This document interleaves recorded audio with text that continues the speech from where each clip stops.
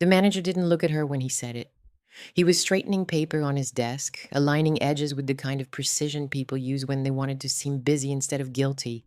Amara stood in front of him, still in her damp uniform, still smelling of bleach and marble and the faint ghost of whiskey that had been on Songjin's breath.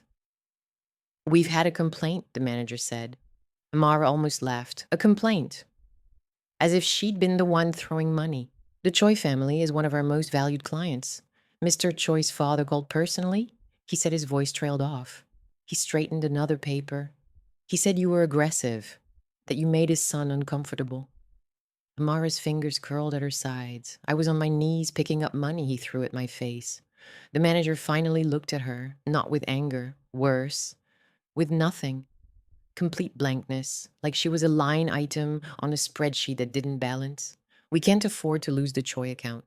I'm sure you understand." She understood. She'd understood since she was 14 years old. Some people were worth protecting and some people were worth sacrificing, and the math never changed. He slid an envelope across the desk, her final paycheck, 340,001. 2 weeks of kneeling and scrubbing and disappearing. She took it without a word. She was halfway across the lobby, apron folded over her arm, when a man in a dark suit stepped into her path, not blocking, just standing, hands clasped in front of him, earpiece catching the light. She recognized him. One of the men from the elevator, one of the shadows, Miss Osei. He bowed slightly. "Mr. Kang would like to speak with you." He held out a card. Black, heavy stock, embossed silver. An address in Hanam Dong and nothing else. No name, no title, just the address. Amara stared at it. Every instinct she had screamed no. Strange men, with business cards and drivers and expensive silence, were never good news for women like her. But then she thought about Yuna, about the knife in the door, about the 40 million won that grew interest like a tumor, about the fact that she'd just lost the only job keeping them both alive in this city. She took the card. An hour later, a black sedan deposited her in front of a building that looked more like a fortress than a home. Glass and dark steel rising behind a wall of sculpted hedges. Security cameras tracked her from the gate to the front door. A woman in a crisp gray uniform opened it before she could knock. "Miss Osei, this way, please." The foyer swallowed sound, dark wood floors, clean lines, no art on the walls. The air smelled faintly of cedar and something sharper underneath, like the building itself was holding a secret. It was beautiful, the way a blade was beautiful. Precise, cold, designed to cut. Amara followed the woman down a hallway lined with frosted glass panels. Her scuffed sneakers squeaked against the polished floor. She felt every centimeter of the distance between her world and this one. A door opened to a study, floor-to-ceiling windows overlooking the city, a desk the size of her apartment's kitchen, and behind it, Kang Dae-ho. He was reading something on a tablet, sleeves rolled to his elbows, silver rings catching the desk, lamps light. He wore reading glasses, wire-framed, small. They made him look almost approachable. Almost. He removed them when she entered. "Miss Osei, Mr. Kang, sit, please." She didn't sit. She stood with her arms crossed and her chin lifted. He noticed the corner of his mouth twitched. Before either of them could speak, the study door burst open and a small body hurtled through it like a comet. A girl, 5 years old maybe. Wild dark hair, escaping two lopsided pigtails. A purple dress with a stain on the hem that looked like chocolate. Bare feet slapping the hardwood. She stopped dead when she saw Amara. For 3 full seconds, the girl stared. Her eyes went wide, then wider. She sniffed the air once, like a puppy, and broke into a grin so bright it could have powered the building. "You smell like sunshine," she said. Amara blinked. The girl walked closer, reached up, and touched Amara's hand. Her fingers were tiny and warm. Daeho watched from behind his desk. His expression was controlled as always, but something cracked behind it. A fracture in the granite. Amara saw it. The way his throat worked. The way his eyes followed the girl's hand touching hers. "Suyeon," he said quietly. "Let our guest breathe." The girl, Suyeon, ignored him completely. "Are you staying?" she asked Amara. "Please say you're staying." Amara crouched to her level. "I don't know yet, sweetheart." Su-yeon frowned, then turned to Dae-ho with the absolute authority only a 5-year-old could summon. Make her stay, uncle. Dae-ho exhaled. Go find Mrs. Park. I'll bring her to you soon. Su-yeon considered this, then squeezed Amara's fingers once and padded out of the room. Her bare feet made soft sounds that faded down the hallway like a heartbeat growing distant. Silence resettled. Your niece, Amara said. He nodded. My sister's daughter. His voice shifted, lower, tighter. My sister died 8 months ago. Car accident. He paused. The kind of pause that carried weight, one that wasn't an accident. Amara felt the air change. You mean someone killed her? He didn't confirm it, didn't deny it. His jaw tightened, and that was answer enough. Su-yeon has epilepsy, he continued. Generalized seizures. She's been on medication since she was 3. Since my sister died, she's barely spoken. To anyone. Not her therapist, not the nannies, not me. He looked at the door where the girl had vanished. She just spoke more words to you in 10 seconds than she said to me in 8 months. Amara's chest ached. She knew that silence. Yuna had gone silent too after their parents died. 2 years of near total quiet before Amara coaxed words out of her again. His offer came without decoration. Live in the guest wing, care for Su-yeon. The girl needed someone she responded to, and she'd responded to Amara before either of them had said a word. Full salary, 3 times her hotel pay, security for both her and Yuna, and the loan sharks would be handled. Handled, Amara repeated. He met her gaze. They won't be a problem. She searched his face. No warmth, no pity, just cold certainty and something deeper underneath, something that looked almost like desperation masked in granite. How do you know about the loan sharks, she asked. About Yuna, about the 40 million. I own half of Gangnam. Nothing happens in my buildings without me knowing. She glared. So you investigated me. I investigated the situation. There's a difference. She held his gaze for a long moment, then she set her jaw. One condition. He raised a brow. I'm not a kept woman. I work. I earn. And the day Su-yeon doesn't need me, I walk. No questions, no strings. I don't take handouts from anyone. For the first time, something like respect moved through his expression. Real, unguarded deal. He extended his hand across the desk. She took it. His grip was warm, steady. As she turned to leave, something caught her eye. A photograph on the shelf beside the window. A woman in a cleaning uniform, older, tired around the eyes, but smiling. A real smile. The kind earned by years of work and not enough rest. Your mother? Amara asked. Daeho's jaw tightened. She cleaned offices in Yeouido for 30 years. 6 buildings, 7 days a week. He paused. She died on her knees, scrubbing someone else's floor. The words landed heavy in the quiet room. That's why you knelt, Amara whispered. On the hotel floor. That's why you picked up the money. He didn't answer, but he didn't look away either. And in that silence, Amara understood something about Kang Dae-ho that no newspaper profile or police file or whispered rumor could have told her. The most feared man in Seoul had built his empire on the back of a memory. A woman on her knees, a floor that wasn't hers. A debt the world owed and would never pay. She walked out. Su-yeon was waiting in the hallway, chocolate stain and all, bare feet on the cold hardwood, rabbit dangling from one hand. She grabbed Amara's other hand with the kind of grip that suggested she had no intention of ever letting go. You're coming back, right? Amara looked at the girl, then back at the door where a man stood alone in a penthouse full of power and absolutely no warmth. Yeah, she said softly, I'm coming back. She didn't know yet what that promise would cost. She didn't know about the war coming, the enemies circling, the betrayal growing inside Daeho's own house, like rot behind a clean wall. She didn't know that this single yes would put her at the center of a collision between dynasties, that her name would become a weapon used by people she'd never met, or that the small hand in hers would become the reason she stopped running for the first time in her life. 3 days in, Amara learned the rhythm of the Kang household. Mornings belonged to Su-yeon.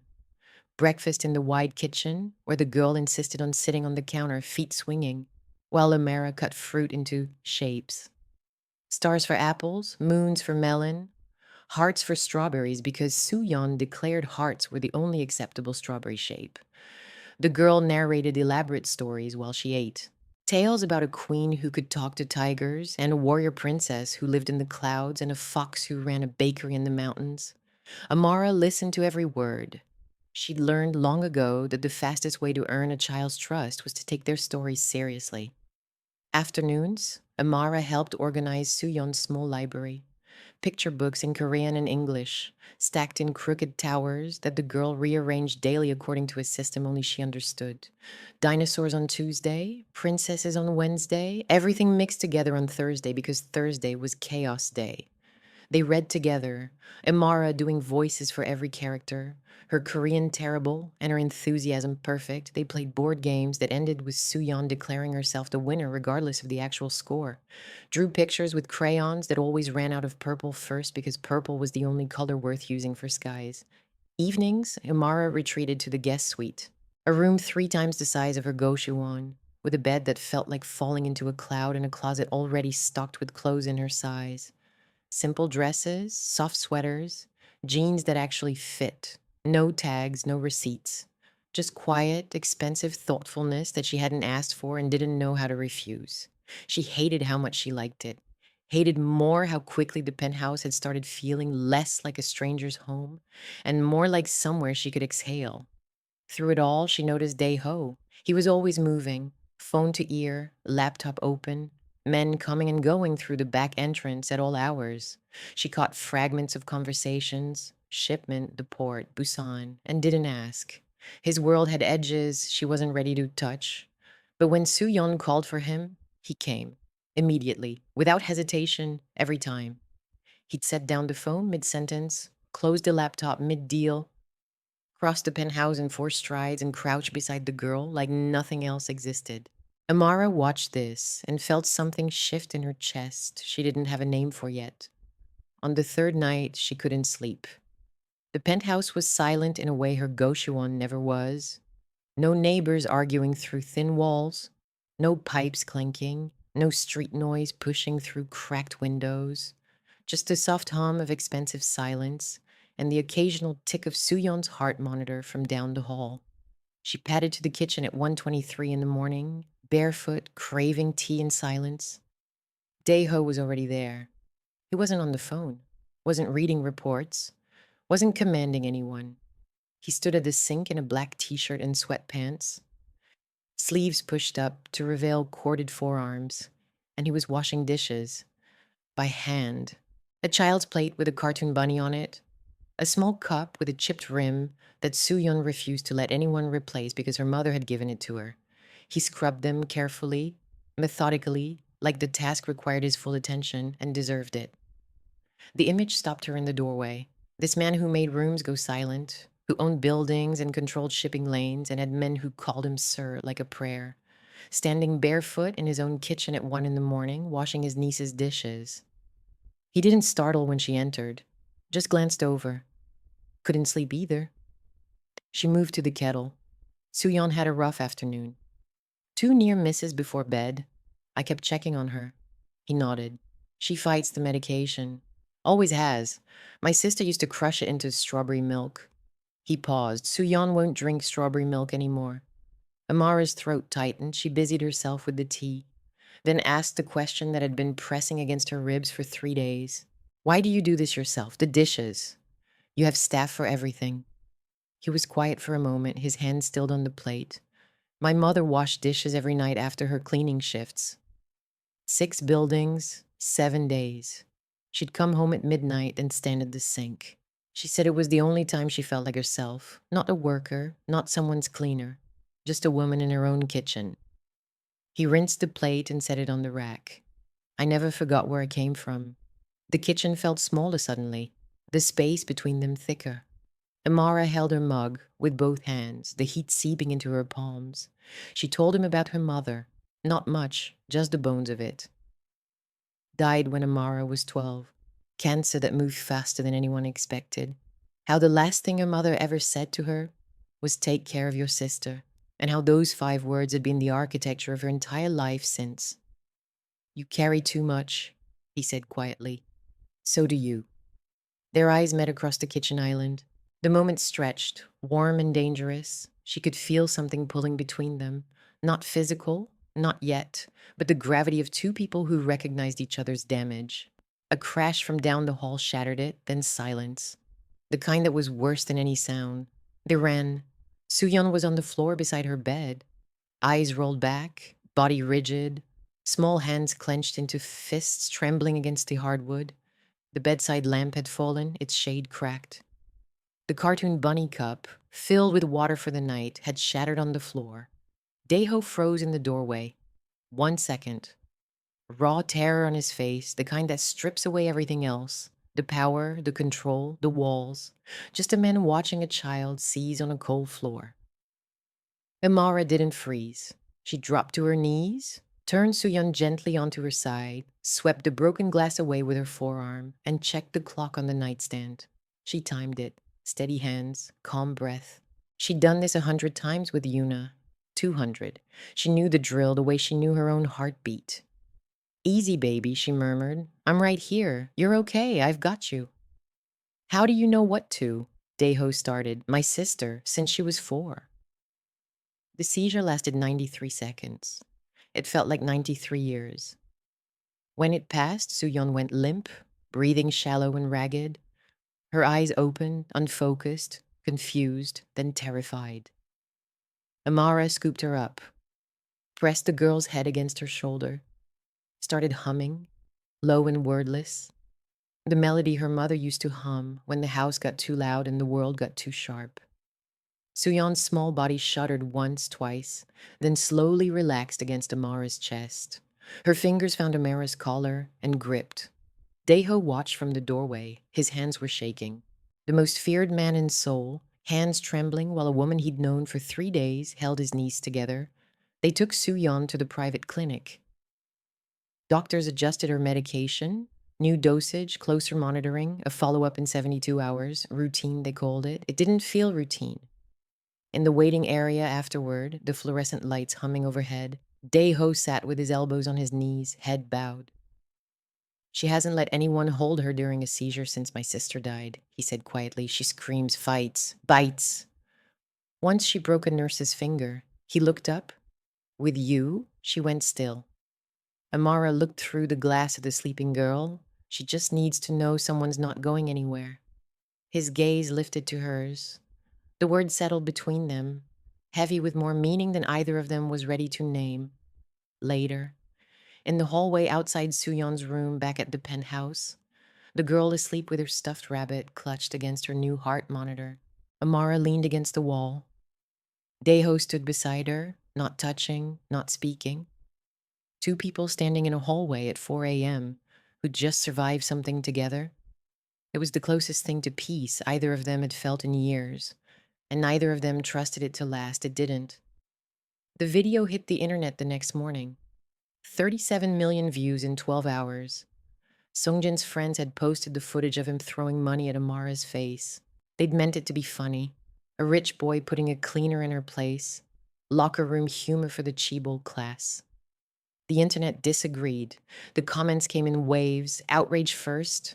Hundreds of thousands of people calling Sungjin every name in 3 languages. Support for Amara, hashtags, petitions, demanding the huddle fire the manager instead. But underneath the outrage, the other current, the one that always came, gold digger. She probably set it up. Why is a black woman even working in Korea? Someone identify her entering the Kang compound. Photos surface, grainy, taken from a parked car across the street. Then sharper ones, a photographer with a long lens and a tabloid paycheck. Mystery black cleaner, living with Seoul's most dangerous man. The headline sat on Amara's phone screen like a bruise. She was sitting on the edge of her bed, scrolling, stomach churning, when Daeho appeared in the doorway. Stop looking, he said. I can't. It's everywhere. He crossed the room, took the phone from her hand, set it face down on the nightstand, then sat on the edge of the bed beside her, close, not touching. They'll move on in 48 hours. And until then, we protect what matters. She exhaled. That afternoon, Daeho took her to a charity gala.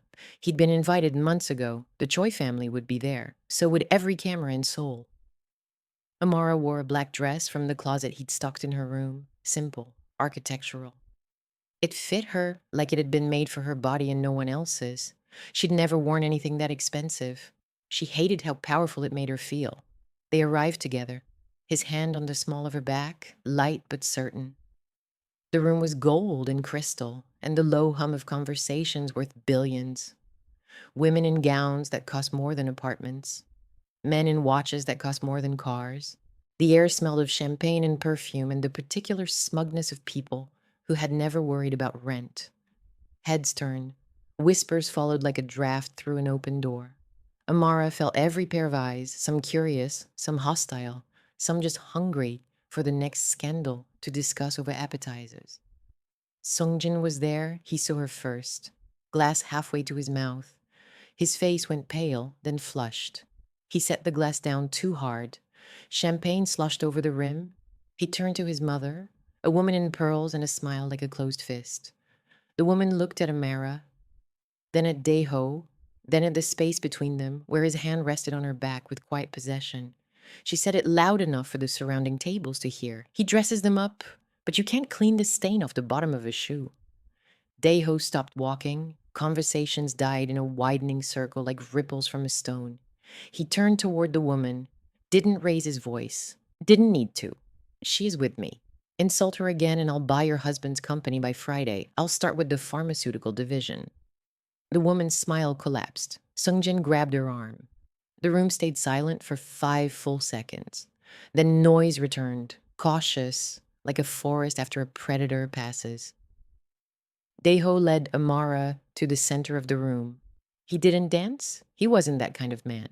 He stood beside her in full view of Seoul's wealthiest, most powerful families, hand on her back, daring anyone to speak, and no one did. In the car afterward, Amara exhaled for what felt like the first time in hours. You didn't have to do that. Yes, I did. His voice had that roughness again, the texture that appeared only when he was saying something that cost him. The Choi family won't stop, he said. The video made you a target. If you're publicly connected to me, really connected, they can't come for you without coming for me. And nobody comes for me. What are you saying? A public engagement? He looks straight ahead. Temporary. It controls the narrative, protects you, gives Sooyeon stability. When this is over, when you're safe, we end it quietly. Fake, she said. Fake, he confirmed. But the word sounded like it scraped against something in his throat. She thought about Sooyeon, about Yuna, about the loan sharks and the tabloids and the woman in pearls who looked at her like dirt. Fine, she said, but not for you. He nodded once. Of course not. That night, Sooyeon asleep. The penthouse quiet, Amara found Daeho on the rooftop terrace. Seoul glittered below them, vast and indifferent. He stood at the railing, jacket off, shirt untucked, looking less like a man who owned the city and more like a man the city owned. Thank you, she said, for what you said at the gala. He turned, stepped closer. The city lights caught the silver on his fingers. I meant every word. It was for the narrative. Was it? He reached up, brushed a lock from her temple. His thumb lingered on her cheek. Warm, rough. She could feel the calluses, evidence that the man with the empire still used his hands. She leaned into the touch. Just a fraction. He kissed her, slow, careful, like pressing a match to kindling and waiting to see if the world would survive the flame. Her hand found his chest. His heartbeat was fast under her palm. Too fast for a man who never lost control. The kiss deepened. Hungry. The kind of hunger that came from years of not allowing yourself to want. His hand slid to the back of her neck. She curled her fingers into his shirt and pulled him closer. When they broke apart, foreheads pressed together, breathing uneven, he whispered against her mouth, "This wasn't supposed to happen." I know. She didn't pull away. Neither did he. Later, alone in her room, she pressed her fingers to her lips. The taste of him lingered. Cedar and smoke and something that burned slow. She stared at the ceiling and tried to separate what was real from what was arranged. She couldn't. The next morning brought war. Her phone rang at 6:47 a.m. Yuna's number flashed on the screen. Amara answered on the second ring, already sitting up, already alert. The voice that came through wasn't Yuna's. Listen carefully. Your sister owes us money. She's with us now. You have 48 hours, 40 million won. We read the articles. Your boyfriend can afford it. Pay or we sell her debt to someone who collects differently. The line went dead.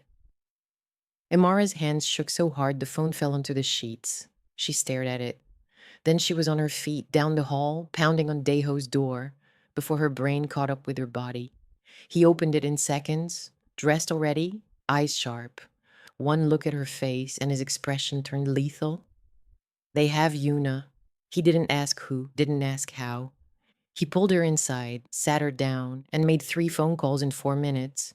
His voice on the phone was a weapon, low, precise, final. Find her. Every camera in Gangnam. Every contact south of the river. I want a location in 2 hours. Then he crouched in front of Amara, hands on her knees. We'll get her back. She nodded, couldn't speak. Her throat was sealed shut. His phone rang again, a different tone. He answered, listen. His face went gray. She watched the color drain from his skin like water from a cracked glass. Jun Seo, he said when he hung up. The name came out like a blade pulled from a wound. Park Jun Seo, his second in command. 7 years at his side, the man who'd driven Daeho to his sister's funeral, who'd carried Soo-yeon out of the wreckage when the car accident happened, who knew every door code, every account number, every secret. Jun Seo had been feeding information to the Choi family for months. He'd sabotaged a deal that would have moved Daeho's business empire fully into legitimate territory. And worse, far worse, he'd planted fabricated evidence on Amara's laptop, emails, bank transfers, communications that made it look like she'd been selling information to the Choi since the day she moved in. She's been playing you since the hotel, Jun Seo had told Daeho's tech team. She's a mole. Daeho showed her the files, spread them on the desk without a word. Amara looked at them. Fabricated emails with her name. Bank account screenshots she'd never seen. A trail so convincing it could fool anyone who wanted to believe it. Do you believe him? She asked, voice flat, controlled. But her eyes were glassy and her fingers were white against the edge of the desk. He looked at the evidence, then at her. The silence lasted 4 seconds. It felt like 4 years. No, 1 word. No hesitation. No caveat. Just certainty. Laid down like stone. Before either of them could move, the front door buzzed, then pounded. Voices in the hallway. Daeho's security chief appeared in the study door, face tight. Police. They have a warrant. Corporate espionage charges. Filed by the Choi family through the prosecutor's office. They took her. Amara sat in the back of the police car with her hands in her lap and her jaw set and her spine straight. She didn't cry, didn't beg. The officer in the passenger seat glanced back at her once, then looked away. She recognized the expression. Pity mixed with relief that it wasn't him. She'd been 14 years old the first time a system decided she was disposable. She'd been 20 when a landlord changed the locks while she was at work because he found someone who could pay more. She'd been 23 when she walked into a Korean embassy in Baltimore and asked for a visa with nothing but a one-way ticket and a sister's address scrawled on a napkin. She knew how to sit still inside the wreckage. She'd been practicing her whole life. At the station, they took her phone, took her bag, fingerprinted her, put her in a holding room with a metal table and a fluorescent light that buzzed at a frequency designed to erode sanity. She sat with her hands flat on the table and counted the seconds. She thought about Soo-yeon waking up and finding her gone. She thought about the girl's face crumpling. She thought about Yuna, still missing, still in someone's hands, and the 48 hours ticking down. She pressed her palms harder against the table until the cold bit into her skin, kept counting. Daeho watched from the penthouse window as the police car pulled away. His expression was stone. His right hand gripped the window frame so hard the wood creaked. Behind him, Soo-yeon stood in the hallway holding her stuffed rabbit. Where did Uni Amara go? He turned, crouched to her level. His voice was steady. His eyes were not. She had to go somewhere. She'll be back soon. Promise? He pulled her into his arms. held her for 3 seconds, then stood, walked to his desk, and picked up the phone. Get my lawyers, all of them. Now, 6 hours. That's how long it took. 6 hours for Daeho's legal team to dismantle every fabricated charge, file counter motions, produce alibi evidence from the compound's own security footage, and have the case thrown out before it reached a judge. But 6 hours was long enough. In the car back to the compound, Amara broke. Not loudly, not dramatically. She sat very still, hands in her lap, and the tears came down her face like they'd been waiting behind a dam for years. Every man who's ever had power over me has used it to break me, she said. Her voice was quiet, devastated. Why should you be different? Daeho sat across from her in the car. The divider was up. The city slid past the tinted windows. He didn't move for a long moment, then he said, because you're the first person who made me want to be more than what they made me. She shook her head. I bring destruction everywhere I touch. Your business is bleeding. Suyeon's scared. Yuna is gone because of me. Because they saw me with you and decided I was worth leveraging, Amara. I should have left before I let myself believe any of this was real. He unbuckled, crossed the car in one stride, took her face in his hands. His palms were rough, his eyes were raw. I have spent my entire life surrounded by people who fear me. You walked into my world and treated me like a man. Not a title, not a threat, a man. You held my niece when I couldn't breathe. You washed dishes with me at midnight and told me about your mother. You returned money you desperately needed because your pride was worth more than your survival. He paused, his voice cracked. If that's destruction, then I've been living in ruins my whole life. And you're the only thing that feels like a foundation. She stared at him, tears still falling. Then she grabbed the front of his shirt and pulled him to her and kissed him like the world was ending. And this was the only thing worth saving. His arms wrapped around her, tight, fierce. The car drove on. When they arrived back at the compound, Daeho's men were waiting. Yuna had been found. A warehouse near Incheon Port, 3 loan sharks, no weapons drawn. Daeho's men had walked in and walked out with Yuna in under 4 minutes. The loan sharks had been persuaded to forgive the entire 40 million won debt. Permanently. Yuna arrived at the penthouse 20 minutes later. A car door slammed. Fast footsteps on the front path. The door opened. She was pale, shaking. A bruise on her wrist where someone had gripped too hard. Her hair was tangled. Her eyes were swollen and wide and searching. She looked like she'd aged 5 years in 2 days. But she was alive, whole, standing. Amara opened her arms and Yuna collapsed into them. The sound she made wasn't crying. It was closer to the sound of something breaking open that had been sealed too long. Years of guilt and debt and running and pretending she was fine. All of it pouring out against Amara's shoulder. I'm sorry, I'm so sorry. I did this. All of this, the loan sharks, the debt, you leaving home, everything, it's all my fault. Amara held her tight. The way she'd held her after every seizure, every nightmare, every time the world cracked open and Yuna fell through. She pressed her lips against her sister's hair and said nothing for a long time, just held. Because sometimes the only thing that heals a person is knowing someone will hold them without conditions, without lectures, without letting go. Suyeon appeared at the end of the hallway. Bare feet, stuffed rabbit. She padded toward them, studied Yuna with the grave seriousness of a 5-year-old assessing a new situation, and then took Yuna's hand. You can stay too, she said. Uni Amara keeps the bad guys away. Amara looked across the room at Daeho. He stood in the hallway, leaning against the wall, arms crossed, watching, steady. She mouthed, thank you. He shook his head, mouthed back, family. That night, Suyeon fell asleep on the couch between Amara and Yuna. Daeho draped a blanket over all 3 of them. Amara caught his wrist as he turned to leave. Stay, she whispered. He sat on the floor beside the couch, his back against the cushion, her fingers threaded through his hair. Neither of them spoke. Outside, Seoul hummed its indifferent song. Inside, something unbreakable was taking root. But the Choi weren't finished, and neither was Jun Seo. The evidence folder was Amara's idea. She'd been building it for weeks, not because anyone asked her to, because a lifetime of vulnerability had taught her that the only protection worth having was proof. She'd kept her eyes open since the day she moved in, noticed things, recorded things, Save things. She had audio of Junseo on a call with someone he called Choi, recorded through the thin wall of the study when she was reading to Soo-yeon one room away. She had screenshots of wire transfers between shell accounts, forwarded accidentally to a household printer she monitored. She had timestamp security footage of Junseo meeting a man in a car outside the compound at 3 a.m., a man who matched the description of the Choi family's private security chief. And she had the financial trail connecting the loan sharks who took Hyuna directly to a slush fund controlled by Choi Pharmaceuticals' legal department. She handed the drive to Daeho in his study. He looked at it, then at her, then back at it. You built this yourself.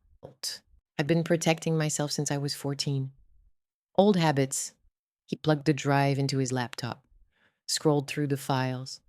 His expression shifted from surprise to something darker and more focused, something that looked like controlled fury and deep, quiet pride. Release it, Amara said. All of it, every outlet, simultaneously. He studied her. This will start a war. The war already started. She leaned forward. I'm finishing it. He held her gaze for a long moment, then the corner of his mouth lifted. For the first time since she'd known him, his smile reached his eyes. Junseo made his move the same night. He'd known the walls were closing in. He'd turned 3 of Daeho's lieutenants, promised them bigger cuts, more territory, a boss who wouldn't go soft over a woman and a child. He arrived at the compound expecting a coup. He found Daeho waiting in the study, alone, door open, lamp on, reading glasses folded on the desk. The 3 lieutenants Junseo had turned were standing behind Daeho. They hadn't switched sides. They'd never switched sides. They'd been feeding Junseo false information for 2 weeks on Daeho's orders. Junseo stopped in the doorway. You taught me everything, he said. His voice cracked. Daeho looked up. Calm, steady. The kind of calm that came from absolute certainty. Not everything. 2 men stepped from the shadows. Junseo was escorted out. No shouting, no violence, just quiet, total, irreversible authority. The evidence dropped at midnight. Every major news outlet, every financial blog, every tabloid that had spent the last week calling Amara a gold digger. The story flipped overnight. Bank transfers linking the Choi patriarch to the loan sharks. Recordings of Junseo discussing sabotage with Choi intermediaries. Prosecutor's office bribery documented in meticulous detail. The fabricated espionage charges against Amara exposed line by line, forgery by forgery, lie by lie. The media didn't just report it, they devoured it. Choi Pharmaceuticals stock plummeted. 12% on the first day, 23% by the end of the week. The patriarch was arrested within 72 hours on charges of fraud, bribery, and conspiracy. His lawyers, the best money could buy, released a statement calling the evidence fabricated. No one believed them. The evidence was too thorough, too detailed, too carefully assembled by a woman who'd spent her life learning that the only person who would protect her was herself. The prosecutor who'd signed Amara's warrant was suspended pending investigation. Sungjin's trust fund was frozen. His mother's charity board quietly asked for her resignation. She gave it. The society pages that had printed her photo at galas now printed her photo leaving the courthouse. And Choi Sungjin himself was photographed being escorted by police through the lobby of the Hanyul Grand Hotel. The same lobby where he'd thrown money at a woman's face. The same marble floor where she'd knelt. He wasn't laughing this time. His friends weren't filming. The irony made the front page of every paper in the country. Amara watched the news from the penthouse. Soo-yeon on her lap, drawing tigers. Yuna beside her, quiet but steady, finally eating full meals again. Did the bad guys go away? Soo-yeon asked without looking up from her drawing. Yeah, baby, they're gone. Soo-yeon nodded. Good. She added a crown to her tiger. This one's you, she said. The Tiger Queen. 2 months passed. The penthouse changed. It happened slowly, then all at once. Soo-yeon's drawings migrated from the fridge to the hallway walls to the study door, which Daeho now left open during meetings because the girl liked to wave at him from the kitchen. Yuna's sneakers appeared by the front door. Amara's tea mug claimed permanent residency on the kitchen counter. Music played in the evenings, old soul records Amara had found in a second-hand shop in Itaewon. And sometimes Soo-yeon danced in the living room while Daeho pretended not to watch. The walls didn't feel like a fortress anymore. They felt like home. Daeho took Amara to the rooftop one evening. She hadn't been up here since the night of their first kiss. It looked different now, completely different. The bare concrete terrace had been transformed into a garden. Raised planters overflowing with lavender and jasmine and rosemary and herbs she recognized from her mother's kitchen in Baltimore. The kitchen with the cracked tile and the fire escape where her mother grew things, in coffee cans. String lights wound through a small wooden pergola. A bench made of reclaimed wood facing east, toward the sunrise. Wind chimes made of sea glass hung from the corner beam, catching the last light. The city sprawled below them, glittering and vast, but up here it felt small. It felt like the whole world had narrowed to this rooftop, this garden, this quiet place he'd made from nothing. "You built this," she said. Her voice was barely above a whisper. He stood behind her close enough that she could feel the warmth radiating off his chest. "You mentioned once that you missed having a garden, that your mother used to grow rosemary on the fire escape, and that the smell of it still made you feel safe." She hadn't realized he'd been listening. She hadn't realized how much that mattered until her throat closed and her eyes burned. Soo-yeon was already there, bouncing beside a small table set for dinner. Candles and crayons and a flower arrangement that was clearly her work, dandelions stuffed into a juice glass. "Surprise!" she shouted. Then in a stage whisper to Daeho, "Did she cry yet?" "Almost," he murmured back. Soo-yeon ran to the table and picked up a velvet box, too big for a ring, too small for anything practical. She thrust it at Amara with both hands. "Open it." Inside lay a thin platinum chain with 3 pendants. Black onyx, dark and polished, for Daeho. Amber, warm and glowing, for Amara. Rose quartz, soft and pink, for Soo-yeon. The 3 stones hung together, interlocking, inseparable. Amara's vision blurred. Soo-yeon tugged her sleeve. "Uncle says we're already a family, but he wants to make it forever, with vows and cake and me throwing flowers." Amara looked at Daeho. He was already on one knee. No grand gesture, no audience, no cameras. Just a man on a rooftop garden he'd built for a woman who'd once knelt on his hotel floor to pick up crumpled bills. "Amara Osei," he said. His voice was steady, but his hands weren't. She could see the tremor. "I once thought love was a weapon, something people used against you. Then a little girl with chocolate on her dress told you that you smelled like sunshine, and you crouched down to her level and treated her like she mattered. You held her through seizures I couldn't stop. You washed dishes with me at midnight because you understood why it mattered. You fought the Choi Empire with evidence you gathered while reading picture books." His voice roughened. "I don't want a fake engagement. I don't want a controlled narrative. I want mornings and arguments and hospital visits and Soo-yeon's drawings on every wall. I want you. Not because I need protecting, because you're the first person who ever made me feel like I deserve to be saved too. Marry me. Please." Soo-yeon whispered loudly. "You're supposed to say yes now, Annie." Amara laughed. The sound broke open in her chest like something that had been locked too long. "Yes." He exhaled like he'd been holding his breath for months. Rose. Slipped the chain around her neck, then pulled her into a kiss that tasted of salt and promise and rooftop lavender. Soo-yeon cheered and threw dandelions into the air like confetti. 2 months later, under a late spring canopy in a private courtyard in Bucheon, they said their vows. Cherry blossoms drifted through the air like slow pink snow. The courtyard was small, walled in old stone, intimate. Lanterns hung from the eaves. The scent of jasmine and fresh rain sat in the air like a blessing. Amara wore white with gold accents, kente cloth details woven into the hem, a quiet nod to a heritage she'd spent too long hiding. A single amber pendant rested against her collarbone. Her hair was crowned with small white flowers that Soo-yeon had insisted on placing herself, one by one, standing on a chair, tongue poking out in concentration. Daeho wore a black hanbok with modern lines, silver rings exchanged for a single platinum band. He stood at the front of the courtyard and watched her walk toward him. And for the first time since Amara had known him, he looked like a man with nothing left to guard. Suyeon, flower girl, scattered petals with such ferocity that half ended up in her own hair. A handful hit the officiant in the face, and several landed in the koi pond beside the aisle. She didn't apologize. She bowed deeply, like a warrior who'd completed a mission. The ceremony blended traditions: a Korean bowing ritual, solemn and beautiful, a hand fasting cord in gold and black, wound around their clasped hands, vows spoken in English and Korean, written by them, unpolished and imperfect and exactly right. Amara's voice shook when she said hers. I spent my whole life kneeling for other people. You're the first person who ever knelt for me. Daeho's voice held steady until the last line. I built walls so high I forgot what the sky looked like. You climbed them anyway.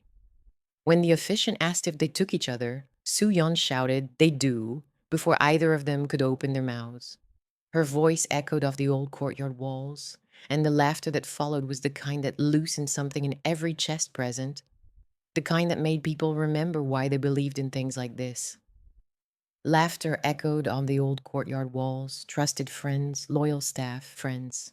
Yuna in a blue dress, standing beside Amara, steady and smiling, her hand resting on her sister's arm during the vows. No press, no cameras, no ghosts from the past. Just people who'd earned their place in this courtyard by showing up when it mattered. At the reception, under string lights and a sky going purple with dusk, Soo-yeon tugged Amara's dress.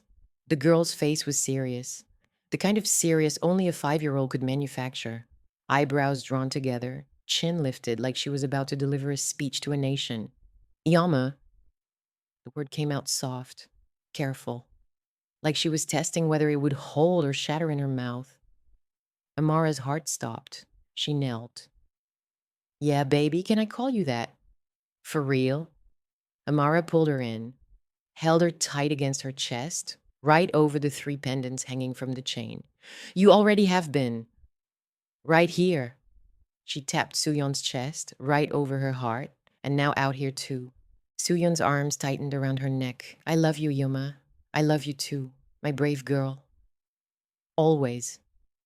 Daeho watched from a few steps away, his eyes shone. He didn't wipe them, didn't look away, just let himself feel it fully, openly, for once, without walls. Later, when the guest had gone and Soo-yeon was asleep upstairs with her stuffed rabbit and a dandelion still stuck in her hair, Amara and Daeho stood on the balcony overlooking the garden he'd built. She leaned against him. We made it. We did. She looked up at the stars. I used to think power only destroyed. Turns out the most powerful thing you ever gave me was the freedom to stop running. He turned her to face him. His thumb traced the edge of the amber pendant resting against her collarbone. And you gave me back something I thought I'd lost the day my mother died. What? Home. They kissed under the quiet soul sky, slow, certain, eternal. Somewhere in the city, headlines had already moved on. Empires shifted, scandals faded, stock prices recovered or didn't. The world kept turning, indifferent as always to the small, stubborn miracles people built when no one was watching. But here, on this balcony, in this small pocket of light, a cleaner from Baltimore and Seoul's most feared man had built something no empire could buy and no enemy could break. A family, a future, a forever that started when a rich boy threw money at the wrong woman and the right man was watching from the elevator. And she'd said yes, not to the money, not to the power, not to the name. She'd said yes to the men who knelt on marble, the girl who smelled sunshine, and the terrifying, beautiful, unshakable truth that love, real love, the kind that survives loan sharks and tabloids and betrayal and fear, was the only thing in this world worth kneeling for. And that's the story, beautiful viewers. Thank you so much for watching until the very end. Please don't forget to like, subscribe, share, leave a comment, and click the notification bell for more stories like this one.